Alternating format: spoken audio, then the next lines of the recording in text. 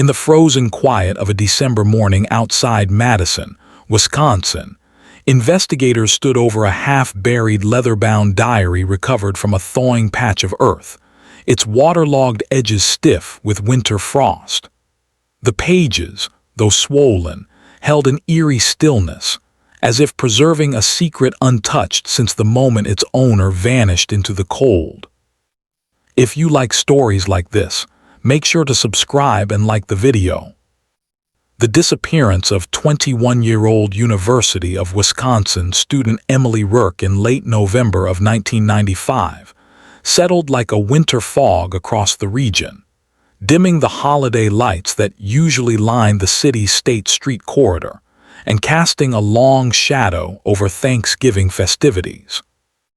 Her absence felt abrupt, unnatural, and deeply disruptive in a season when families gathered, streets glimmered with seasonal displays, and familiar routines softened under the warmth of holiday traditions. Madison, a place where campus life merged with Midwestern quiet, carried an uneasy tone that year, with residents watching each other a little more closely, doors locked earlier, and local news stations filling airtime with theories rather than confirmations. Emily had been a junior majoring in environmental science, living off campus in a rented house on Jennifer Street. She was known for routine habits, evening study sessions in the university library, early morning jogs near the lakeside trails, seasonal volunteering shifts at a downtown soup kitchen. She was not someone who wandered off impulsively, nor someone who drifted from personal commitments. Her absence, discovered the day after Thanksgiving when she failed to appear for a volunteer shift, prompted immediate concern among those who understood her consistency. Investigators opened the case at first with the familiar framework of a potential runaway or temporary disappearance, but the signs quickly rejected those possibilities. Her vehicle remained parked in its usual street spot, all holiday travel plans remained unbooked, and a half-finished research assignment was still displayed on her desk.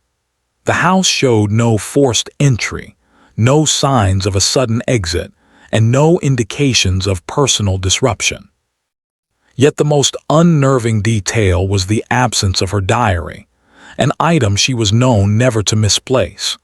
She wrote in it nightly, according to friends, documenting everything from class notes to reflections on weather patterns for her field studies. Its disappearance felt deliberate, as if someone had removed a key piece of her routine to obscure what it revealed. Police canvassed the quiet neighborhood, its maple trees stripped bare by the encroaching winter, collecting accounts from residents who remembered routine Thanksgiving gatherings, soft streetlight reflections on snow-dusted lawns, and little more. No neighbors reported disturbances, none recalled any vehicles out of place, and no one had seen Emily after the evening before the holiday. She had finished a late library study session, walked home along lightly trafficked campus pathways, and then vanished into the holiday night.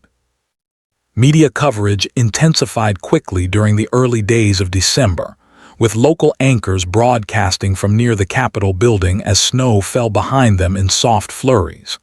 The timing of her disappearance, so close to the holidays, created a symbolic ache in the community. Flyers featuring her student identification photo spread across coffee shops, convenience stores, and campus bulletin boards. The university increased campus patrols. Volunteers searched the lakeshore walking paths, wooded pockets along the arboretum, and rural farmland edges where the city tapered into quieter countryside. Despite the intensity of early searches, no significant clues emerged until mid-December, when investigators conducted a second, more detailed forensic sweep of Emily's bedroom. Among her neatly organized belongings, one detail stood out: an indentation on her nightstand surface that matched the shape of the missing diary. Dust patterns revealed it had been removed recently, but not by Emily, according to the preliminary behavioral analysis. Her usual handling of the diary left slight oils and fingerprints that created recognizable streaks, yet none matched the abrupt clean removal evident in the dust trace. Detectives began re-examining individuals connected to her academic life, campus routines, and seasonal volunteer work. Classmates remembered her as reliable but private. Professors regarded her highly, citing strong analytical skills and meticulous note-taking. Her volunteer supervisor recalled her steady presence during holiday shifts. None of them offered any leads that suggested conflict, distress, or unusual encounters. Still, investigators pressed deeper, reviewing sign-in sheets, library records, and building access logs from the night she disappeared. The library's entry logs confirmed her presence until nearly 10 p.m., aligning with the estimated time she returned home. Surveillance footage from nearby academic buildings provided only partial clarity due to 1990s camera quality. Grainy, low-resolution images that captured silhouettes rather than identifiers. Emily appeared alone in the recorded hallway footage shortly before 9:45 p.m., walking with her usual posture, carrying textbooks, bundled in a winter coat appropriate for the cold front sweeping the region. No one seemed to follow her, at least not within viewable frames. Investigators then shifted focus to a broader geographical radius, including transit routes between campus and her residence.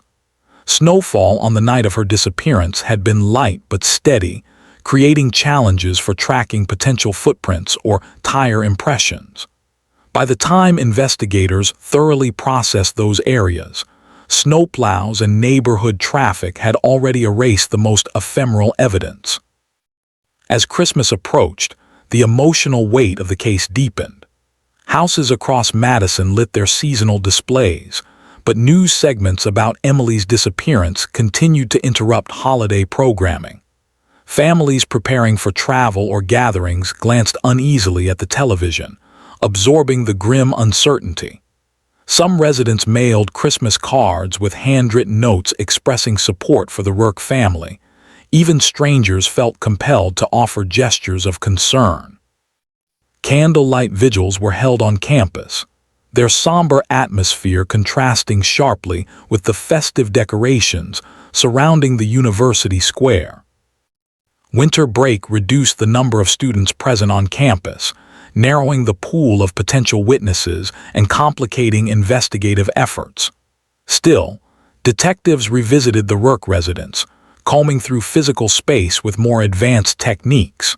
Luminol tests were conducted, though none revealed signs relevant to the case. Fingerprint specialists examined every surface, though most prints belonged to residents or frequent visitors. Then, 3 days after Christmas, a small environmental shift prompted the most significant breakthrough. A brief warm spell caused ground thaw in areas just outside the city near a wooded trail often used for winter hikes. A local hiker walking his dog noticed an object protruding from the softened earth, a worn leather spine, partially swollen with moisture. He contacted authorities immediately, and investigators arrived to extract what soon proved to be Emily's missing diary. The book's condition indicated it had been outdoors for roughly weeks, possibly since the time she vanished. Its placement appeared intentional, tucked behind roots, and soil as though someone attempted to conceal it quickly. Forensic teams handled it delicately, drying its pages through controlled laboratory processes to preserve ink, fiber integrity, and potential trace evidence. When pages became legible, investigators found that Emily's final entries described impressions rather than direct threats. She noted feeling observed on campus during late evening hours in the weeks before Thanksgiving, and mentioned someone attending her environmental lab sessions who appeared overly interested in her research notes. She did not name this person, but she described an older male who sat alone near the back, not enrolled in the course but occasionally present during open lab periods. Her writing suggested mild concern, not fear, and she speculated he might be an auditing student or someone with personal interest in public science programs. This detail, though vague, became the first significant lead in nearly a month. Investigators cross-referenced university visitor logs, lab access records, and departmental event attendance lists. Environmental science buildings at the time maintained sign-in sheets for non-students due to equipment usage policies. Through these archives, detectives identified a name repeating across several of the dates Emily attended late lab sessions. A middle-aged man named Richard Halden, a Madison resident with a background in mechanical work and sporadic involvement in community education programs. He had no criminal record, no noted campus violations, and no known connection to Emily outside these overlapping appearances. Yet the consistency of his presence aligned strikingly with the observations she recorded. This single pattern, his name appearing on dates corresponding to entries in her diary, shifted investigative focus toward a more directed inquiry. Detectives began constructing a thorough profile of Halden, mapping his routines, past employment, residential history, and known associates. They requested a voluntary interview once his pattern of lab attendance was confirmed, though he initially declined without explanation. This reluctance, despite being within his rights, created further interest among investigators, prompting them to pursue additional background checks and property records. As New Year's Eve approached, Madison faced dropping temperatures again, freezing lakes and roads under a renewed winter front. Investigators knew time remained critical. They needed more than circumstantial overlaps. They needed tangible connections linking him to Emily's disappearance, physical evidence that could withstand legal scrutiny, and a clear timeline reconstruction demonstrating opportunity and access. The discovery of the diary offered direction, but the answers remained partially submerged, requiring patient extraction, methodical testing, and comprehensive investigative discipline. By early January, forensic results from the diary began returning to the Detective Bureau. Fiber analysis, chemical testing, and trace examinations revealed unexpected findings. Minute carpet fibers adhered to the inner binding, inconsistent with materials from Emily's home, classroom buildings, or known personal belongings. These fibers, vibrant under microscopic examination, carried manufacturing signatures common to specific residential carpet models sold during the late 1980s. Investigators began comparing these findings with properties associated with individuals under review. Halden's home, listed in tax records, contained flooring from a renovation completed in 1989, precisely matching the fiber characteristics found in the diary's binding. This evidence narrowed focus considerably but still required contextual linkage. Investigators prepared search warrant requests, grounded in forensic alignment, behavioral patterns, and his repeated presence in the same academic spaces as Emily during the weeks before her disappearance. The groundwork for the next phase of inquiry was set, though the most revealing discoveries remained ahead, waiting within physical spaces long undisturbed during the holiday season. The search warrant for Richard Halden's residence was approved during the first week of January, a period defined by bitter winds sweeping across Lake Mendota and a city returning gradually from holiday quiet. Investigators prepared carefully, understanding that thoroughness, not speed, determined the success of a warrant execution in a cold case still forming its evidentiary backbone. The snowfall had firmed into dense layers across rooftops and driveways, leaving only narrow paths cleared by residents. Halden's modest single-story home on the eastern edge of Madison fit the landscape of typical Midwest neighborhoods of the 1980s. Neutral siding, a small attached garage, a driveway glazed with ice, and windows partially fogged by indoor heating. When detectives entered the home, they quickly established controlled zones, preserving potential trace evidence and cataloging items with methodical precision. The interior reflected a solitary lifestyle marked by dated furnishings, stacks of technical manuals, and well-worn surfaces. Nothing immediately suggested criminal activity, yet the very ordinariness of the environment heightened the sense of underlying concealment. Investigators moved through hallways slowly, documenting flooring materials and comparing carpet textures with the fibers extracted from Emily Rourke's diary. Laboratory confirmation would be needed, but initial visual consistency strengthened the developing hypothesis. The search extended into Halden's garage, where boxes of mechanical parts, tools, and household storage items covered much of the space. A workbench held disassembled electronics, and shelves lined with containers hinted at a hobbyist's inclination toward repair work. Investigators collected samples from various surfaces, noting the presence of fine particulates that might correspond to textile debris or soil traces. None of these items alone constituted meaningful evidence, but each contributed to the composite, investigative portrait they were building. In a small closet near the home's rear entryway, detectives discovered a weathered winter coat with soil-encrusted cuffs.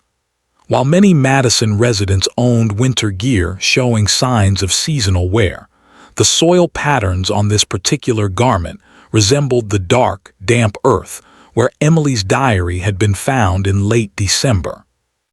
Forensic specialists packaged the coat for laboratory analysis, anticipating comparisons involving soil composition, mineral fragments, and botanical traces to determine whether the coat had contact with the same ground where the diary had been buried.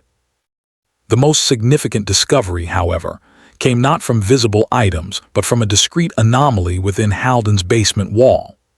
An area of paneling protruded slightly, inconsistent with the structural alignment of the surrounding section. Investigators removed the panel carefully, revealing a narrow storage cavity. Inside the hollow space lay a small wooden box containing personal mementos unrelated to Emily but demonstrating Halden's habit of storing items privately. While none of the mementos were of criminal significance, their placement suggested a pattern of concealment behavior relevant to the broader context of the case.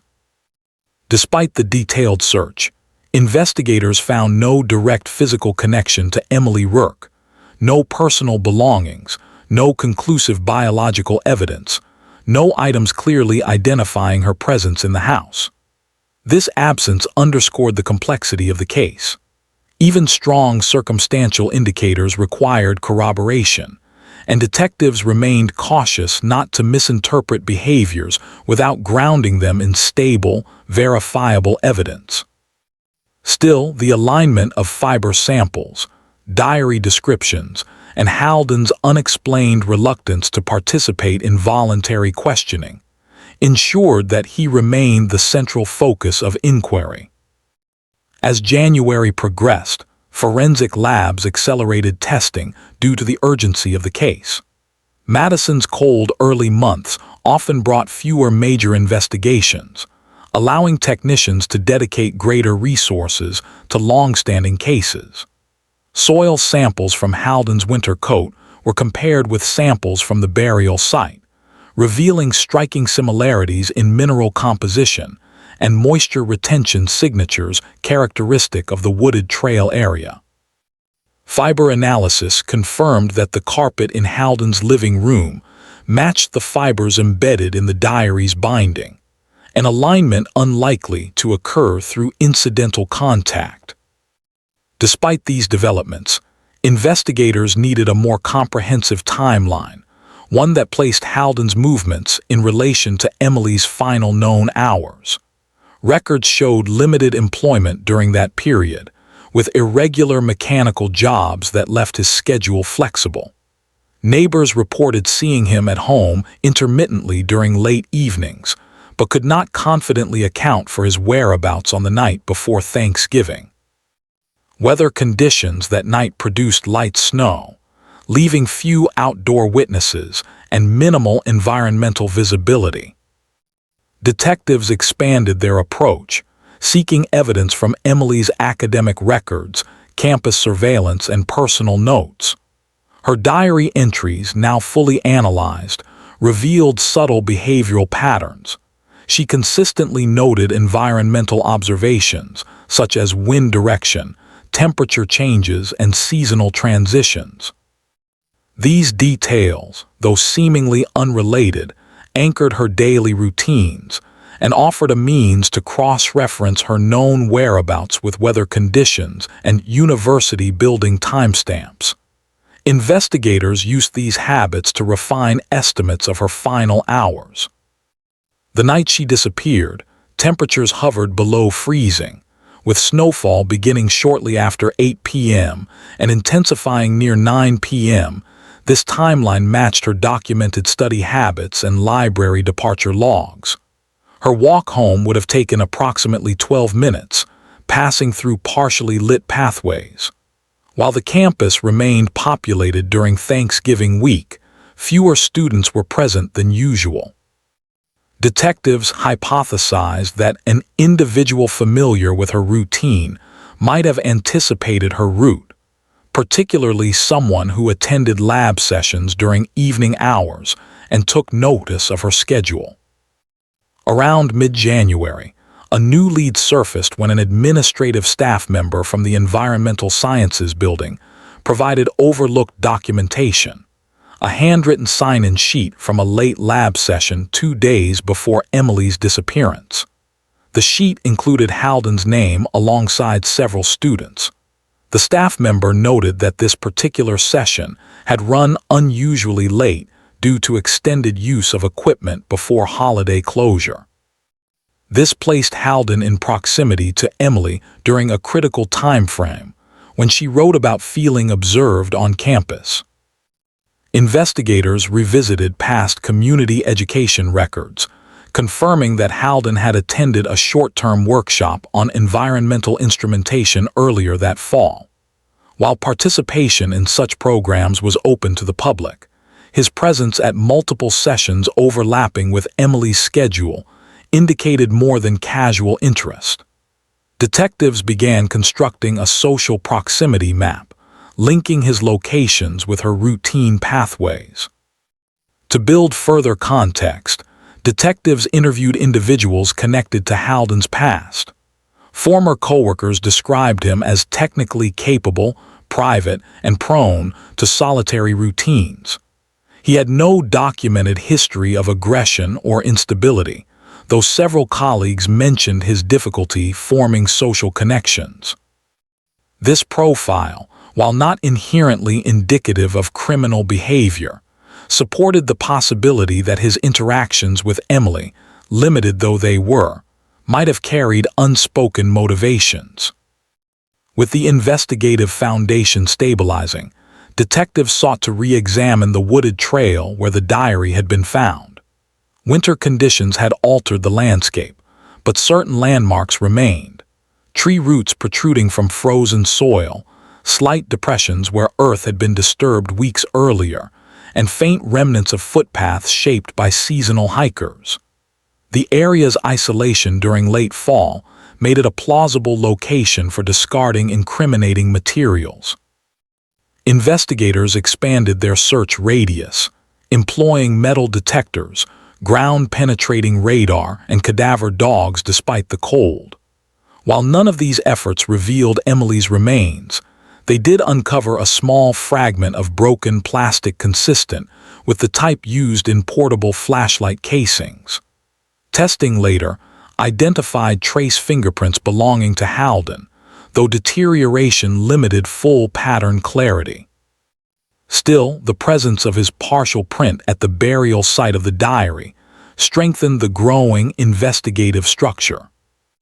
By late January, detectives developed a theory supported by emerging evidence. Emily had likely encountered Halden after leaving the library on the night of her disappearance. His familiarity with her routine, coupled with observations documented in her diary, suggested an intentional approach rather than a chance encounter. The exact nature of this encounter remained unclear, but the forensic consistency between his home materials and the diary indicated that he had removed the diary from her residence, transported it, and attempted to conceal it. To solidify their case, investigators conducted a deeper examination of vehicle records associated with Halden. His truck, a dark red pickup from the late 1980s, showed maintenance records aligning with regular use during the period surrounding Emily's disappearance. Detectives located the vehicle in his driveway and, with a secondary warrant, subjected it to detailed forensic processing. Carpet fibers from the truck's interior did not match those found in the diary, but soil samples adhered to the undercarriage aligned with the wooded trail region. Additional particulates suggested transport through multiple locations between campus, residential areas, and the site of the diary's concealment. Despite these findings, the most crucial missing element remained knowledge of Emily's final location. Investigators worked with geographic profilers to identify likely disposal sites based on terrain, accessibility, and offender behavior patterns. Winter landscapes complicated searches, but the team persisted, understanding that closure required recovery and certainty, especially for families enduring prolonged uncertainty. While forensic analysis shaped much of the investigation, detectives also recognized the importance of documenting behavioral patterns. Halden's withdrawal from interviews despite repeated requests suggested a heightened awareness of investigative pressure. Surveillance units monitored his movements discreetly, noting his consistent routines and lack of interaction with the community. He continued to attend to his home, run errands, and maintain a low profile, behavior consistent with individuals attempting to avoid detection. In early February, a new environmental shift created an unexpected opening. A significant rise in temperature followed by heavy rainfall began melting large portions of accumulated snow across rural areas surrounding Madison. Streams swelled, soil loosened, and previously frozen ground became pliable. This transformation had potential forensic implications, revealing previously hidden objects or disturbances in the terrain. On February 9th, a county maintenance worker inspecting drainage along a rural roadway south of the city noticed exposed fabric partially protruding from a sloped embankment. Law enforcement was notified immediately, and the area was cordoned off for meticulous processing. The clothing, once carefully extracted, was identified as belonging to Emily based on descriptions provided early in the investigation. Additional searches uncovered skeletal remains further down the embankment, dispersed due to environmental factors, but intact enough for medical examiners to confirm identification through dental records. The discovery shifted the case from disappearance to homicide, intensifying investigative momentum. Forensic specialists documented evidence with high precision, noting soil compression layers, insect activity despite winter dormancy, and the degree of environmental wear on clothing fibers. This site, remote yet accessible by vehicle, aligned with behavioral predictions made by geographic analysts. It also provided investigators with the crucial timeline confirmation needed to further implicate Halden. More evidence remained to be uncovered, and the final pieces would emerge only after reconstructing the sequence of events with clarity capable of withstanding legal scrutiny. The recovery of Emily Rourke's remains transformed the investigation from a search into the methodical pursuit of a homicide suspect, and the winter landscape surrounding Madison bore the evidence of weeks of environmental exposure. As forensic teams completed their analysis along the rural embankment, detectives pieced together a clearer reconstruction of events.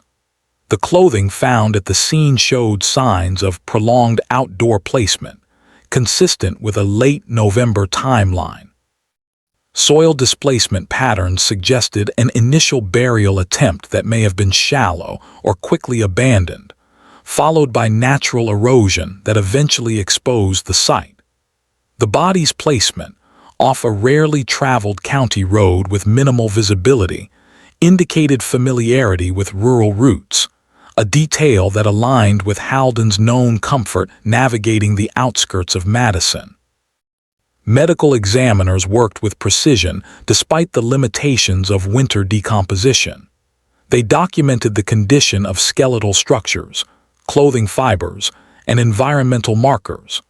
Although no definitive cause of death could be assigned due to the extent of environmental deterioration, the absence of natural disease markers, combined with investigative context, reinforced the classification of homicide. In such cases, cause of death becomes an evidentiary mosaic, constructed from fragmented indicators rather than singular, definitive signs. The inability to identify a specific physical mechanism did not impede investigators. Instead, it heightened their focus on circumstantial and forensic evidence linking the suspect to the sequence of events. With Emily's remains recovered, detectives intensified their analysis of the burial site. Geospatial mapping revealed subtle tire impressions preserved beneath layers of compacted snow and soil. These impressions, though faint and partially eroded, contained enough linear characteristics to compare against probable vehicle models. Specialists concluded that the track width and tread patterns were consistent with a pickup truck, likely from the late 1980s or early 1990s, a category that included Halden's red truck. While this detail alone was not conclusive, it strengthened the investigative framework tying him to the disposal location. Further analysis uncovered small fragments of thread matching Emily's coat, suggesting that her clothing had been partially caught on nearby brush during placement. Investigators documented these findings meticulously, constructing a timeline that traced Emily's path from campus to her residence, and from her residence to the rural location where her remains were ultimately discovered. The absence of digital records in the mid-1990s required reliance on physical evidence, witness recollections, and behavioral reconstruction. This process demanded patience, accuracy, and strict adherence to procedural standards. With these developments, detectives revisited Halden's history in deeper context. Employment records from earlier years revealed that he had worked maintenance shifts in rural areas south of Madison, placing him in close proximity to the disposal site. Old route logs listed several roads near the embankment as part of his assigned territories during a previous job involving equipment deliveries. While these logs were years old, they demonstrated his ongoing familiarity with the region's remote stretches. Investigators widened their interviews to include former coworkers who remembered his preference for solitary assignments and late-night drives. Though none connected him directly to violent behavior, they described him as someone who observed others intensely, often without engaging directly. One coworker recalled his tendency to notice details about people's routines, especially if those routines intersected with his own schedules or interests. These observations, though anecdotal, provided behavioral context that aligned with Emily's diary entries. During the second week of February, forensic analysts delivered a significant report. The soil collected from Halden's winter coat matched not only the wooded area where the diary was found, but also mineral samples from the embankment where Emily's remains were recovered. The combination of these two geographically distinct areas linked by a single soil profile created a compelling evidentiary bridge, strengthening the connection between Halden and multiple critical locations. Investigators recognized that a soil match does not inherently place a suspect at a crime scene, but when paired with other physical and behavioral evidence, it becomes a powerful corroborating factor. At this stage, detectives evaluated whether probable cause had reached the threshold required for an arrest. They reviewed each evidentiary category: the diary found outdoors, the matching carpet fibers, the soil correlation, the partial fingerprint on the flashlight casing fragment, the tire impressions near the remains, the documented overlap in schedules, and Halden's presence at late lab sessions.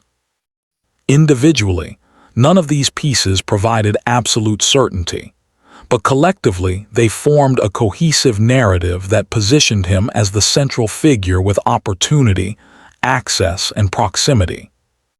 Nevertheless, investigators sought one final layer of certainty. They re-examined Emily's residence using specialized forensic techniques that had advanced since the initial December search. Though the house had been preserved carefully, new technologies enabled finer detection of trace elements. In her bedroom, ultraviolet scanning revealed faint particulate traces near the nightstand where the diary originally rested. These particulates were not identifiable through early testing, but were now analyzed using updated chemical profiling. The results indicated the presence of specific industrial polymers found commonly in certain automotive repair environments, materials consistent with those found on Halden's garage workbench. This discovery provided the last critical link investigators needed. The particulates demonstrated that someone with exposure to automotive repair compounds had handled the diary inside Emily's home, contradicting any possibility that she had removed it herself. When combined with the array of supporting evidence, detectives determined that the standard of probable cause had been met. On February 17th, during a cold, overcast morning that reflected the somber progression of the case, officers executed an arrest warrant at Halden's residence. He was taken into custody without incident and transported to the Dane County Sheriff's Office for formal processing. His initial demeanor displayed controlled restraint rather than confusion or distress, a detail noted by investigators though not legally significant. He declined to answer questions, invoking his right to remain silent. His refusal shifted the investigative burden entirely onto physical, forensic, and circumstantial evidence, but detectives were prepared for this. With the suspect in custody, prosecutors began constructing the legal framework required for trial. They reviewed the forensic data meticulously, understanding that cases lacking a definitive cause of death required especially strong evidentiary cohesion. The soil analysis, fiber match, fingerprint fragment, and the diary's removal from Emily's home formed the basis of the prosecution's argument. Investigators supplemented these findings with a reconstructed timeline, demonstrating that Halden had both opportunity and consistent behavioral proximity to Emily during the weeks preceding her disappearance. Prosecutors also emphasized the deliberate burial of the diary, framing it as an intentional effort to conceal evidence. This act alone, supported by fiber and soil matches, demonstrated consciousness of guilt, a foundational component in criminal trials of this nature.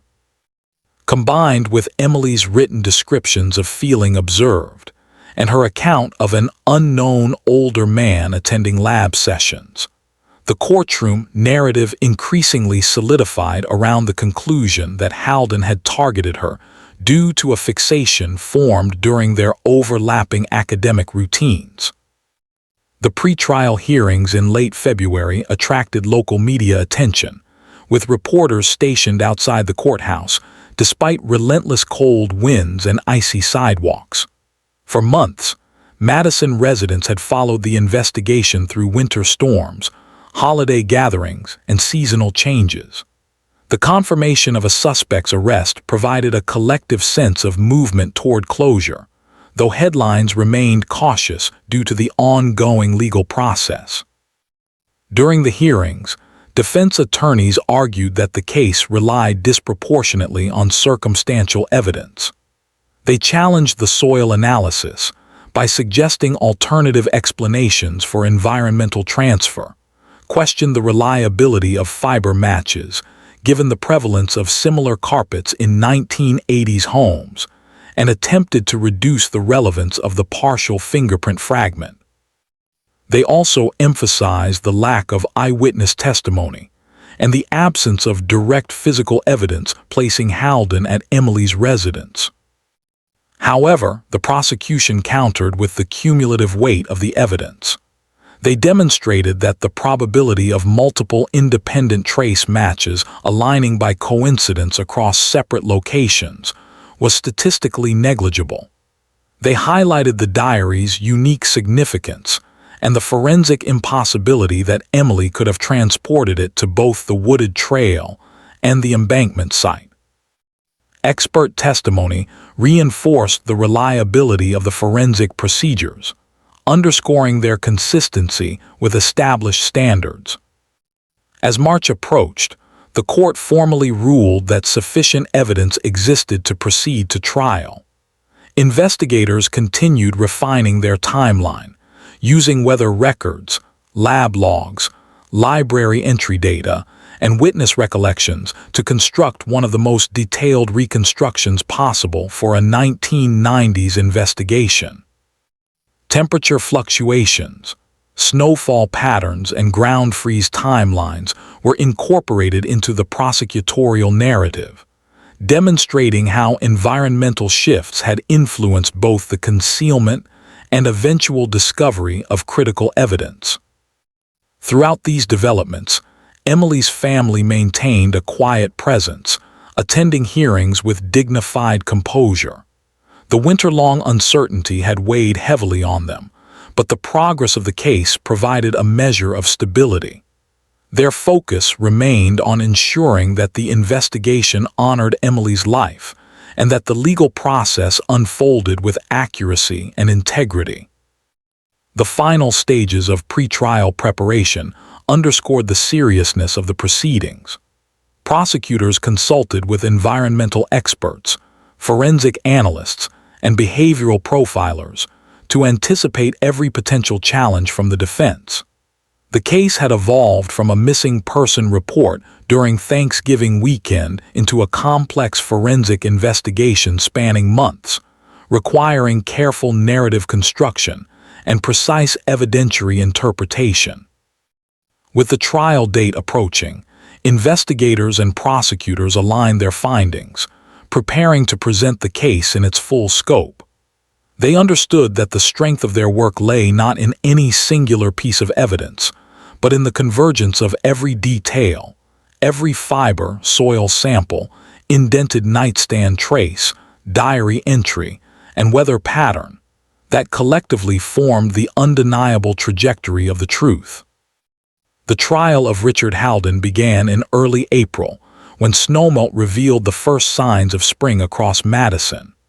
Patches of lingering frost clung stubbornly to shaded ground, but sidewalks near the courthouse glistened with thawed runoff.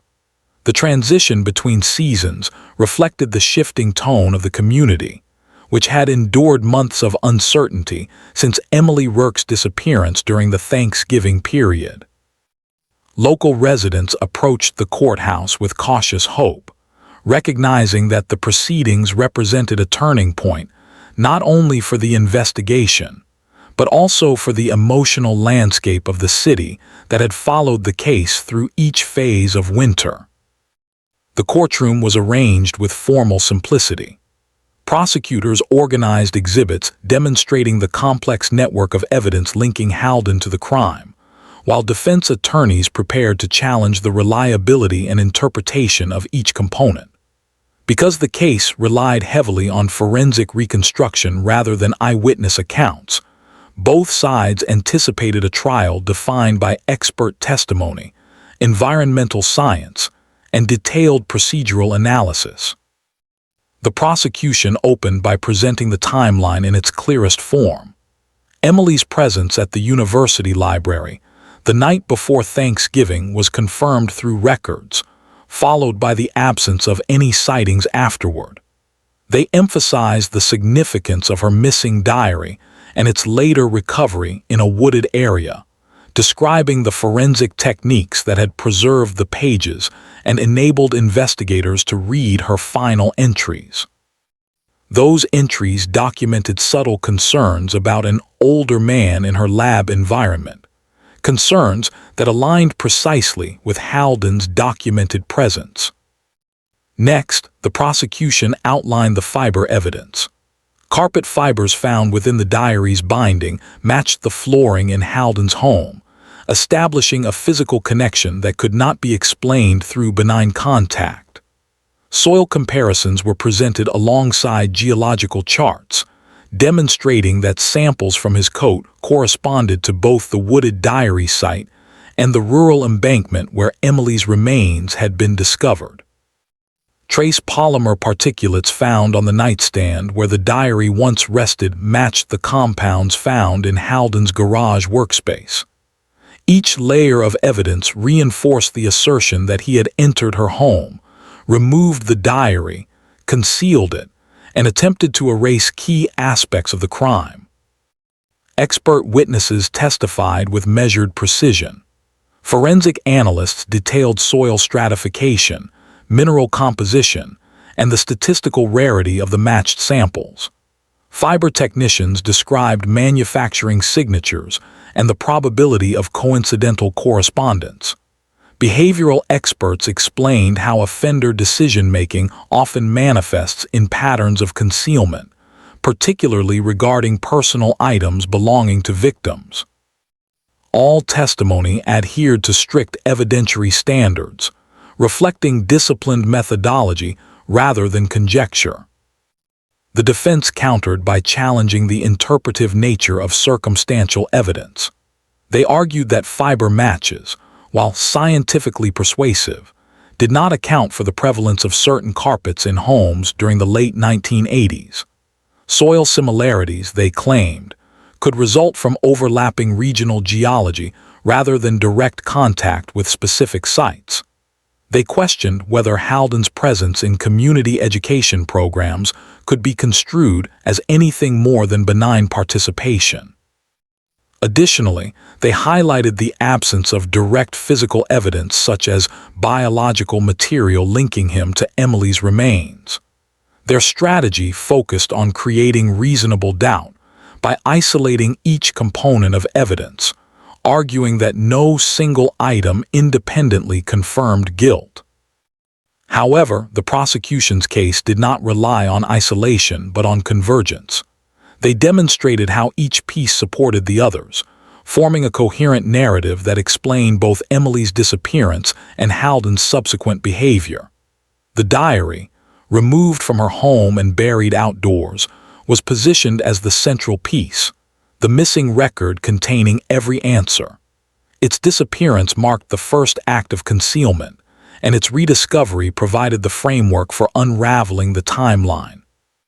The diary served as both the catalyst for renewed investigation and the evidentiary anchor tying the suspect to the broader sequence of events. The jurors listened with sustained attention, absorbing weeks of testimony that blended scientific analysis with methodical reconstruction. Visual displays illustrated timelines, location maps, and evidence overlays. Weather charts documented the environmental shifts that had shaped the investigation, from initial snowfall to the warm spell that exposed the diary. Many jurors appeared to reflect deeply on how each small detail, seemingly inconsequential in isolation, carried significant implications within the broader structure of the case. Emily's family maintained a quiet presence throughout the trial. Their posture remained composed, though the weight of each day was evident. They listened to the technical descriptions with unwavering focus, honoring the investigative work that had restored clarity to the events of that late November night. Their participation embodied the patient resolve required of families navigating long-term investigations, an endurance shaped not only by grief, but by commitment to truth. Midway through the trial, the prosecution introduced the partial fingerprint fragment found on the broken flashlight casing fragment recovered near the diary site. While the fragment lacked the clarity needed for complete identification, forensic analysts demonstrated how several ridge characteristics aligned with Halden's prints. Though partial matches cannot serve as absolute identifiers, this detail contributed another layer to the cumulative evidence. The defense attempted to diminish its relevance, noting the limitations of degraded patterns, but the prosecution highlighted the improbability of such alignment occurring by chance at a location connected directly to the concealment of the diary. The courtroom atmosphere became increasingly introspective as closing arguments approached. By this point, the seasonal transition outside mirrored the evolving tone within, melting snow replaced by damp earth, and the city's daily rhythms returning to a sense of normalcy. Inside the courthouse, however, the narrative remained focused on the stark realities of forensic analysis, procedural discipline, and the unyielding pursuit of clarity. In closing, prosecutors reconstructed the entire sequence: Emily returning from the library, the removal of the diary, the burial attempt in the wooded area, the transport to the embankment, the concealment of the body, and the forensic trail that traced those actions back to Halden. They emphasized that investigations from the mid-1990s required reliance on physical effort rather than modern digital forensics, making the precision of each discovered item even more significant. They argued that the consistent presence of Halden's trace elements across critical locations eliminated reasonable alternative explanations. The defense reiterated their position on circumstantial interpretation. They urged jurors to consider the absence of definitive biological evidence and questioned whether investigators had sufficiently examined other potential suspects. But their arguments struggled to overcome the comprehensive alignment of the prosecution's narrative. The accumulation of evidence, the diary's movement, and the continuity of trace materials had formed a structure that resisted attempts to dismantle it. After deliberations extending over 2 days, the jury returned with a verdict. The courtroom fell into stillness as the decision was read. Halden was found guilty on charges of first-degree intentional homicide, concealment of a corpse, and tampering with evidence. The verdict resonated across Madison, the culmination of months of investigative rigor and forensic reconstruction. Halden received a life sentence without the possibility of parole, marking a definitive legal outcome that brought closure to the long winter of uncertainty. In the weeks that followed, Madison began transitioning fully into spring. University buildings reopened for the final stretch of the academic year, and the seasonal quiet that had marked the early months of the investigation gave way to renewed activity. The wooded trail where the diary was discovered returned to its usual pattern of hikers and environmental science students conducting seasonal observations. The rural embankment where Emily's remains had been found was stabilized and documented in investigative archives, becoming part of a closed case file rather than an unresolved mystery. Emily's family held a private memorial gathering, emphasizing her passion for environmental studies and her commitment to community service. Friends and former classmates attended, remembering her curiosity, her steady volunteer work during holiday seasons, and the quiet strength she displayed in her academic pursuits. The memorial reflected not only her life, but the effort of a community that had followed her story from the first reports of disappearance to the final resolution in the courtroom. For investigators, the case represented the culmination of a methodical, detail-oriented process, an example of how persistence, forensic accuracy, and interdisciplinary collaboration could overcome the challenges posed by time, weather, and the limitations of mid-1990's technology. Their final case reports emphasized the significance of the diary as the pivotal item. Without its recovery, many critical connections might never have emerged. But with its pages restored and its contents analyzed, the investigation found direction, and the case progressed from uncertainty to clarity. By late spring, the file labeled Madison, 1995, the missing diary with every answer, was moved from active review to archived classification. Its documents, photographs, soil analysis charts, fingerprint records, and courtroom transcripts were stored in climate-controlled rooms within the county records facility. It became part of the institutional memory of local law enforcement, a case demonstrating the importance of patient forensic work and the power of converging evidence to reveal truth, even after environmental obstacles threatened to obscure it. Madison resumed its seasonal rhythms. Holiday decorations that had once hung unnoticed due to the somber tone of the city months earlier had long since been removed. A sense of restored stability settled over the community, grounded not in celebration but in resolution. The cold winter in which Emily disappeared gave way to a spring marked by clarity, accountability, and the reaffirmation of investigative diligence. The story closed not with sensationalism, but with the quiet certainty that truth, methodically uncovered, can endure beyond even the deepest winter shadows.